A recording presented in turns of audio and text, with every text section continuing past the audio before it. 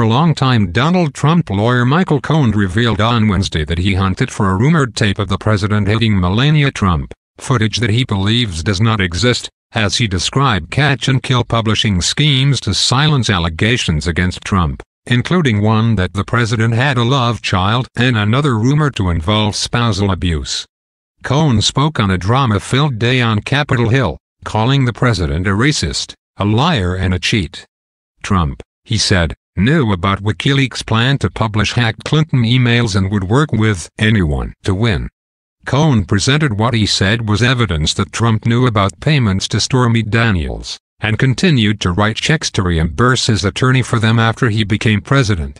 Republicans attacked Cohen as a serial fabulist who already stands convicted of lying to Congress, making his testimony worthless.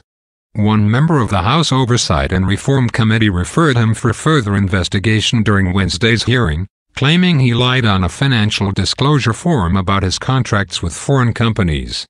Alexandria Ocasio-Cortez, one of the panel's most junior members, landed a blow on Trump from 12 time zones away by broadcasting a logical reason for the committee to subpoena the president's long-sought tax returns.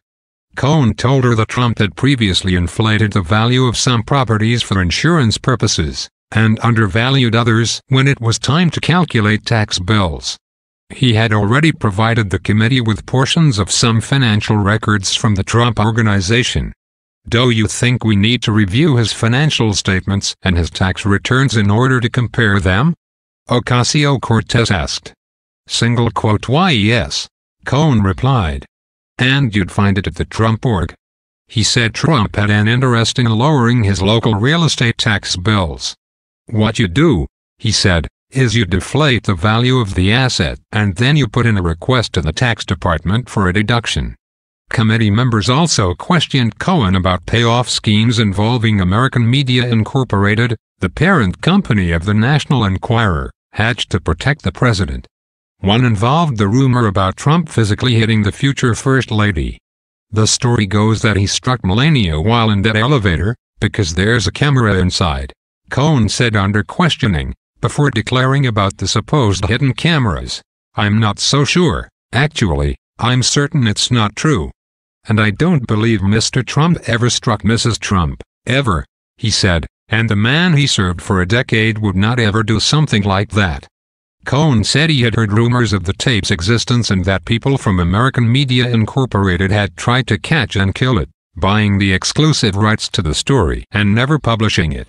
I know several people who went to go try to purchase it for catch-and-kill purpose, Cohen told the committee.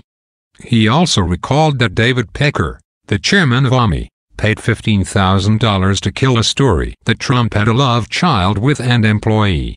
There was the story about Mr. Trump having a love child with an employee, and actually the husband of that employee works for the company as well, and there was an elevator operator who claims he overheard the conversation taking place between one of Mr. Trump's other executives and somebody, and he ended up paying like $15,000 in order to buy that story to find out whether it was true or not, he said. And that's just one example of things that David had done, Cohen said. He noted, to the best of my knowledge, Trump hasn't fathered any children through extramarital affairs. In April 2018, it was reported that Dino Sajadan, the former doorman for Trump Tower, had a signed deal with AMI for his story of how Trump had a child with an ex-housekeeper. Pecker has received immunity from federal prosecutors for providing details of the catch-and-kill payments. Cohen said the knowledge Pecker had of Trump is one of the reasons he and the president discussed their concern about a new job offer for Pecker and a tape of the two men talking. It was the reason why in the recording when David was looking to become the CEO of Time magazine, we were concerned of the treasure trove of documents that someone could open up the drawer and we would have to buy the life rights and so on, he told lawmakers. Cohen also told the congressional panel about the moment President Trump gave him the order to funnel $130,000 to pornographic actress Stormy Daniels as her attorney threatened that she would go public about her claims of a past sexual affair. Furious Republicans crossed swords with Cohen and called him a liar on his way to prison who has neither credibility nor remorse, blasting him one after another in furious tones and eye daggers. Cohen stood his ground and recounted a day in Trump Tower when the future president made the decision to make the payoff. He had told me he had spoken to a couple of friends. Cohen recalled of a meeting in then-candidate Trump's Trump Tower office. "It's $130,000. It's not a lot of money and we should just do it. So go ahead and do it," he said Trump told him. Cohen said he and Trump Organization attorney Alan Weisselberg were in Trump's office, and he directed us to go back to Weisselberg's office and figure this all out.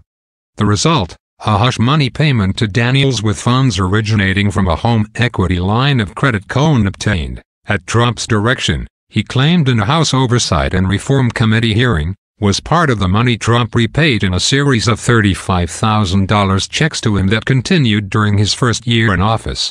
Originally, he said, he had asked Weisselberg to use his money to pay Daniels. "I didn't want to use mine. And he said he couldn't. And we then decided to discuss how else we can do it. They two men discussed ways of laundering the payment through Trump's golf business," he said. He asked me whether or not I knew anybody who wants to have a party at one of his clubs that could pay me instead, Cohen claimed. Or somebody who may have wanted to become a member of one of the golf clubs.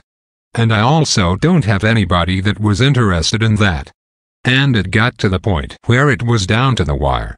It was either somebody wire the funds and purchase the life rights to the story from Miss Clifford, or it was going to end up being sold to television, and that would have embarrassed the president and it would have interfered with the election.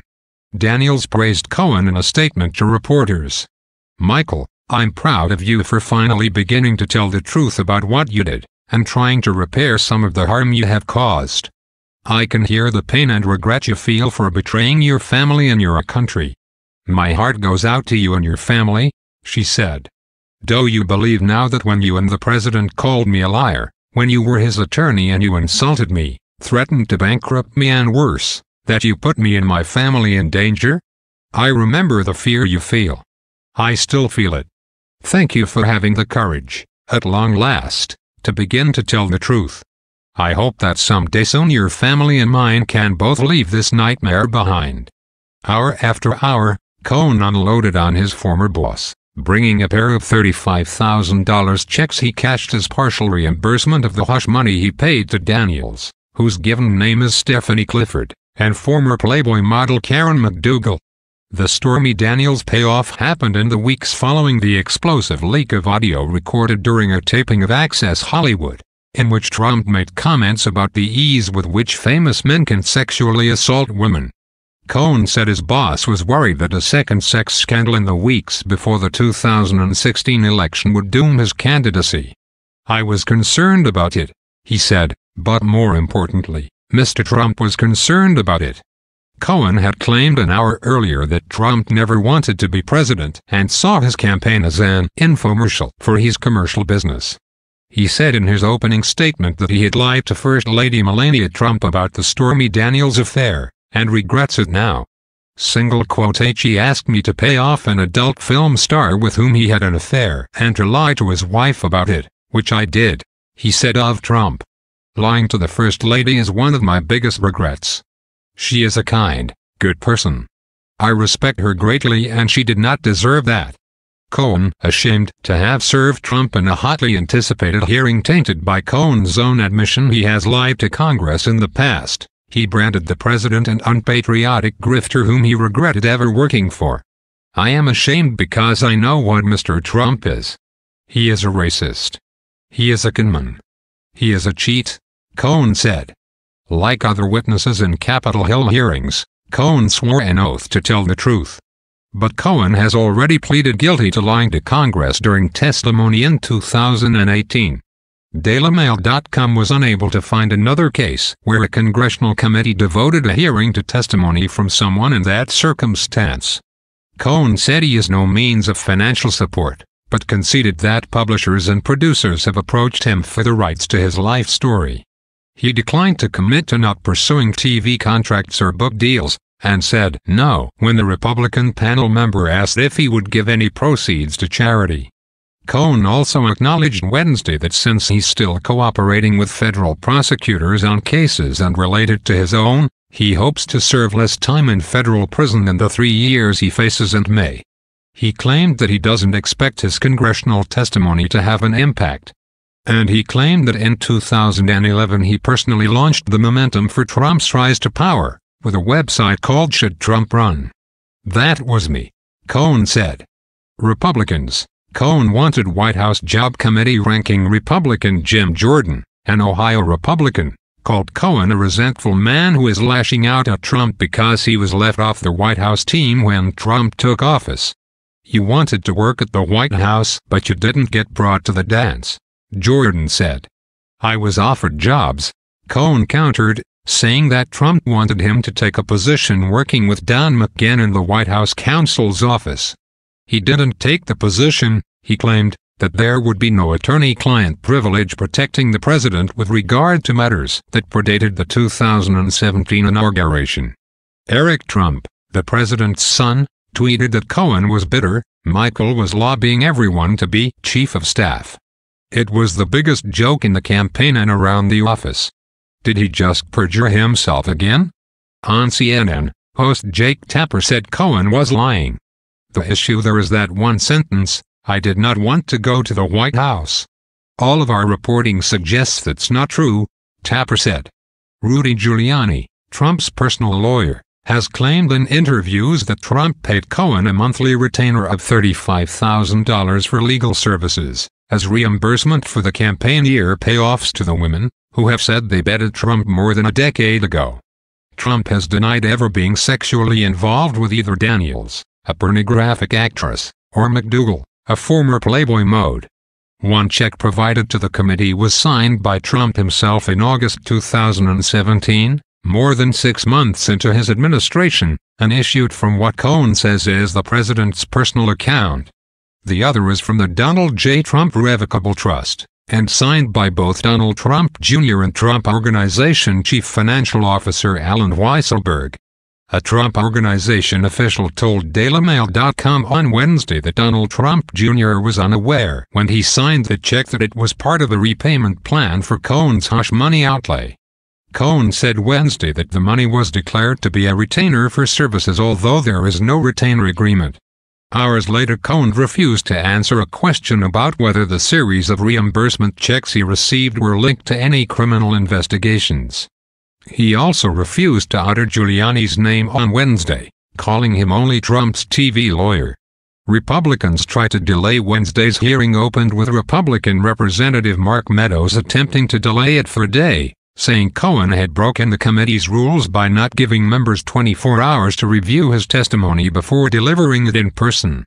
Committee Chairman Elijah Cummings shot him down, with Democrats overruling the motion. Cohen claimed he heard Roger Stone tell then-candidate Trump about illicit campaign contacts with WikiLeaks and alleged Donald Trump Jr. secretly told his father ahead of time about an infamous 2016 Trump Tower meeting attended by a Kremlin-tied Russian lawyer. He said the president never intended to win the White House but saw the campaign as an infomercial to boost his own commercial brand. And he told lawmakers that Trump said black Americans were too stupid to vote for him. In one light moment, Jordan asked Cohen about the sex symbol status he tried to engineer by paying an internet tech firm to create a Women for Cohen Twitter account. It was for fun, Cohen said with a rare smile. Fake bidder bought Trump portrait at his request. Cohen claimed Wednesday that Trump ordered him to arrange for a straw bidder to purchase a portrait of himself 6 years ago and made his now disbanded charitable foundation pay for it. The Donald J. Trump Foundation was dissolved in December as one consequence of a legal probe that alleges persistently illegal conduct related to money it distributed. Cohen alleges charitable funds paid for the portrait of Trump, and that it later hung in one of the president's country clubs. The portrait was purchased by the fake bidder for $60,000. Mr. Trump directed the Trump Foundation, which is supposed to be a charitable organization, to repay the fake bidder, despite keeping the art for himself, Cohen charged. The incident Cohen describes matches reports about a portrait of Trump sold at a 2013 art auction. Tax law prohibits charitable leaders from using a nonprofit's assets to enrich themselves. Skeptics hit convicted liar Cummings, a Maryland Democrat, said Cohen's credibility is a legitimate question. Cummings is a former prosecutor. As he has admitted, he has repeatedly lied in the past, Cummings said. But he insisted that following 2 years of denials from Trump, the American people have a right to hear the other side. They should watch Mr. Cohen's testimony and make their own judgments. For committee Republicans, too, skepticism was the order of the day. Ranking Republican Jim Jordan called Cohen a guy who can't be trusted. It's the first time a convicted perjurer has been brought back to be a star witness in a hearing, he said during his opening statement, calling the star witness a guy who is going to prison in 2 months for lying to Congress. Jordan also claimed former Bill Clinton lawyer Lanny Davis, who represents Cohen, organized the hearing. Davis sat behind Cohen in the first row. This is the Michael Cohen hearing presented by Lanny Davis. That's right, Lanny Davis choreographed the entire thing. The Clintons' best friend. He marveled. Single quote, he told our committee staff that this was his idea. He had to persuade the chairman to actually have it, Jordan said.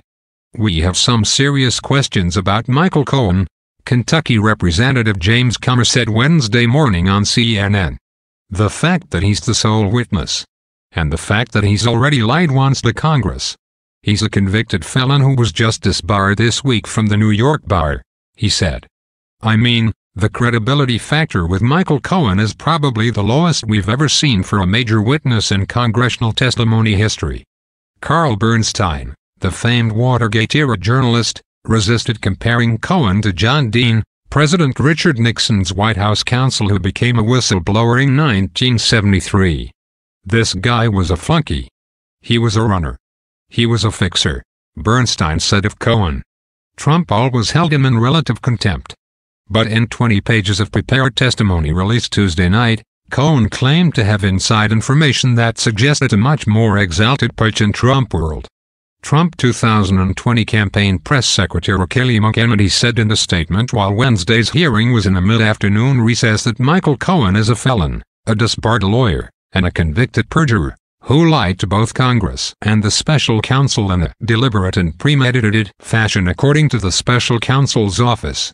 Now he offers what he says is evidence, but the only support for that is his own testimony, which has proven before to be worthless.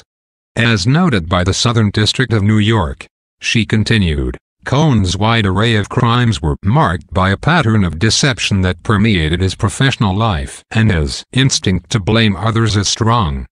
Prosecutors said his actions were to ensure that he would profit personally, build his own power, and enhance his level of influence. This is the same Michael Cohen who has admitted that he lied to Congress previously. Why did they even bother to swear him in this time? Schumer sees conspiracy. The hearing that aired all day while Trump and his top aides were in Vietnam allowed for Cohen's newest claims to go unchecked by the White House and the president. Senate Democratic leader Chuck Schumer suggested in a Wednesday floor speech that the timing of Trump's overseas trip may be more than coincidental. I hate to say it, but it would be absolutely incredible and even pathetic if President Trump were giving in to North Korea for the sake of a photo op to knock Michael Cohen's hearing from the front page, Schumer proclaimed.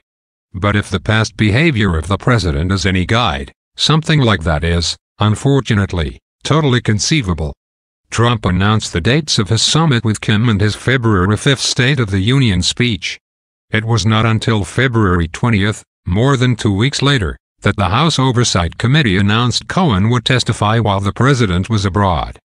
Cohen had initially agreed to answer lawmakers' questions on February 7, but he postponed the appearance. Democratic Representative Jerry Connolly of Virginia told DailyMail.com during a hearing recess that he found Cohen more credible and sincere than one might have thought in advance. I also think Republicans are helping him, he said. They're so over the top they're making him look sympathetic. Connolly said he would recommend bringing Trump's personal attorney Jay Sekulow and Trump Organization lawyer Alan Weisselberg to a future committee hearing. But the president's family members, he added, would be dangerous. only because it gets real personal real fast and it risks backfiring. Trump the racist. Cohen branded the president a racist on Wednesday. Mr. Trump is a racist. The country has seen Mr. Trump court white supremacists and big gut bigots. You have heard him call foreign countries as holes. He once asked me if I could name a country run by a black wasn't a hole. This was when Barack Obama was President of the United States, Cohen said. While we were once driving through a struggling neighborhood in Chicago, he commented that only black people could live that way. And he told me that black people would never vote for him because they were too stupid. And yet I continued to work for him. Cohen also noted the president's comments about a 2017 far-right rally in Charlottesville, Virginia attended by white supremacists. Trump has repeatedly defended himself against allegations of racism and has expressed frustration that he does not get more support from African American voters. No, I am not a racist, he said in January 2018 after his comments about calling African nations as whole countries was revealed. The Roger Stone saga. He blasted his former employer and mentor for an alleged June 2016 conversation with Republican dirty trickster Roger Stone. Cohen claims Stone told him that WikiLeaks founder Julian Assange had told him a massive dump of emails harmful to Hillary Clinton would be released in just a few days. Stone has claimed he knew nothing about the torrent of emails that would eventually trickle out a month at a time, all hacked from the Democratic National Committee and Clinton campaign chairman John Podesta. He also insists he has had no contact with WikiLeaks. But U.S. intelligence agencies believe Russian agents stole the materials and used WikiLeaks as a conduit to make them public. Federal prosecutors have charged Stone, Trump's longtime informal advisor whose political monkey-wrenching dates back to the Nixon era, with witness tampering and lying to Congress. Mr. Stone told Mr. Trump that he had just gotten off the phone with Julian Assange, Cohen recounts in his prepared testimony, and that Mr. Assange told Mr. Stone that, within a couple of days, there would be a massive dump of emails that would damage Hillary Clinton's campaign. In a statement to reporters, Stone said Wednesday, Mr. Cohen's statement is not true. Stone is under a gag order in his own federal trial for obstruction of an official proceeding, false statements and witness tampering. Cohen will report to prison in May to serve a 3-year sentence for crimes he has admitted to, including lying previously to House investigators. As a stunning series of revelations stole much of the media spotlight away from Trump's summit with North Korean dictator Kim Jong-un, the president shook his head when the reporter asked him to comment on the controversy. Instead, the president fired back on Twitter from Hanoi, Vietnam. Michael Cohen was one of many lawyers who represented me. Unfortunately, he had other clients also, Trump tweeted. He was just disbarred by the state Supreme Court for lying and fraud. He did bad things unrelated to Trump. He is lying in order to reduce his prison time. Using Crooked's lawyer. Trump called Hillary Clinton Crooked Hillary during their 2016 campaign clashes. Lanny Davis, who represented Bill Clinton during the 1990s Monica Lewinsky scandal, is now one of Cohen's attorneys. Cohen had two other clients, fellow Republican National Committee Deputy Finance Chairman Elliot Broidy and Fox News Channel host Sean Hannity. Broidy is reportedly under federal investigation for his alleged role in schemes to sell his influence in Trump world, including deals with Chinese and Malaysian companies. He engaged in his own hush money scheme, paying $1.6 million to former Playboy playmate Shara Beckert to cover up a sexual affair. Trump inflated net worth to get loans. Cohen testified that Trump routinely inflated valuations of his property empire and furnished documents furnished to a lender in order to secure funds for Trump to buy the Buffalo Bills NFL franchise. He handed over internal Trump Organization financial statements from 2011 through 2013, including documents he said were used to try to obtain a loan for that purchase. The valuations show a sudden jump in Trump's self-proclaimed net worth, from $4.6 billion in 2012 to $8.7 billion a year later, when he was angling to buy the team. These documents and others were provided to Deutsche Bank on one occasion where I was with them in our attempt to obtain money so that we can put a bid on the Buffalo Bills, Cohen said. I believe these numbers are inflated. Willfully lying to a lender to secure a loan can be a crime. Cohen himself was sentenced to prison, in part, for falsifying the purpose of the home equity line of credit he used for the Stormy Daniels payoff. He said Wednesday that the documents were those Trump gave to such institutions as Deutsche Bank, indicating other lenders may be involved. The March 31, 2013 statement includes a $4 billion valuation for brand value, a figure that wasn't included the prior year. The abandoned Trump Tower Moscow project. Cohen described briefing Trump on his work to develop a Moscow skyscraper project during the 2016 election, and revealed that he discussed it with Donald Trump Jr. and Ivanka Trump. His guilty plea for lying to Congress stemmed from his claim under oath that the project was a dead issue by the time Trump won his first 2016 primary contest in New Hampshire. That turned out to be false, and Cohen claimed he misled Congress out of loyalty to his boss. I am not protecting Mr. Trump anymore, he said Wednesday. Cohen said he briefed Trump's children on the project during the regular course of business on about 10 occasions. Our goal was to get this project. We were interested in building what would have been the largest building in all of Europe, he said of his briefings with then-candidate Trump. Cohen made clear that Trump never directly ordered him to lie about it, but claimed the president indirectly indicated his wishes. In conversations we had during the campaign, at the same time I was actively negotiating in Russia for him, he would look me in the eye and tell me, "There's no business in Russia," and then go out and lie to the American people by saying the same thing. In his way, he was telling me to lie, Cohen said. He also claimed that Trump asked for updates on the Russia project at least a half-dozen times between the Iowa caucus in January 2016 and the end of June.